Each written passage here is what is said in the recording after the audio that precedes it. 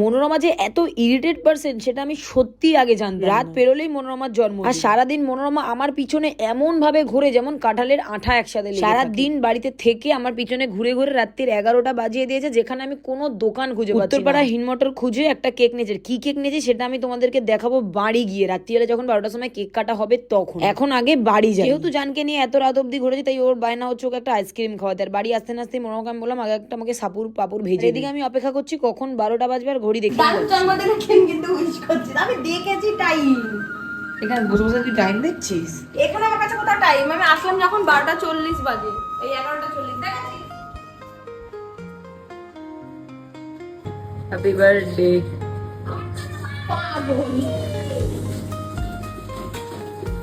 আরে আমি মনে করাচ্ছি, তোরা তো খুব এই দিয়ে birthday happy birthday. Thank you. হাত মিলিয়ে নে। যদি আমি 12টা অব্দি না বাঁচি, এখন যা হার্ট অ্যাটাক হচ্ছে মানুষের, পট করে মরে যাই। শোনা, গ্যাসটা সিমে করা, বাবু খালি গ্যাসটা সিমে করা কিনা দেখে বল। এখন আমি কোথাও যাবো না। 12:59 বাজে, 59। হ্যাপি বার্থডে মনোরমা, 12টা বেজে গেছে। এই দিনে যদি তুই পয়দা না হতিস আজকে এই দিনটা দেখতে হতো না।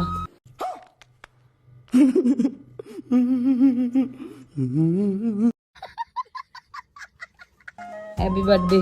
Thank you, thank you Sana. বল মোমো, এই তো মোমো দাঁড়িয়ে আছে। কি হয়েছে? এত ফালতু মেয়ে।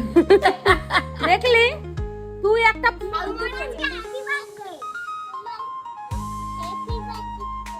বল হ্যাপি বার্থডে টু ইউ।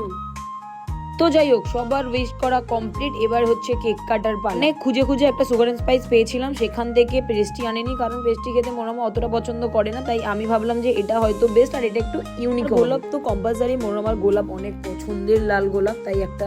আমার মনে হয় যে আজকের দিনে মনোরমাকে আর কি দিই না দিই পরের কথা, কিন্তু সব থেকে ওর পছন্দের জিনিস হচ্ছে একটা ফুল। ফাইনালি এবার কেক কাটার পালা। এখানে জানকে কোলে বসিয়ে ও কেক কাটছে, আর আমার জান তো কিছুতেই হেলবেল করে। আর এখানে আমার বাবা, আর এখানে মা সবাই আছে, দিদির বাড়ি চলে গেছে। এখানে আমার জান কেক খেতে খেতেও মনোরমার কাছে বকা খাচ্ছে। এবার মনোরমা বাবাকে কেক খাইয়ে আশীর্বাদ নিচ্ছে, আর বাবা ওকে আশীর্বাদ এটাই দিচ্ছে যে ভাই তুই একটু শান্ত হয়ে যা। আর মাও ওকে সেম আশীর্বাদ দিয়েছে, ভাই তুই একটু শান্ত হয়ে যা, আমরা হলে তোর সাথে থাকতে থাকতে আমরা কিছুদিন পরে পাগল হয়ে যাবো। আর লিটারালি আমরা কিছুদিন পরে মনোরমার জন্য পুরো ফ্যামিলি শুদ্ধ পাগল। আর মনোরমা আমাকে কেক খাইয়েছিল, ওই ক্লিপটা আমি নিতে পারিনি, মানে ক্লিপটা ডিলিট হয়ে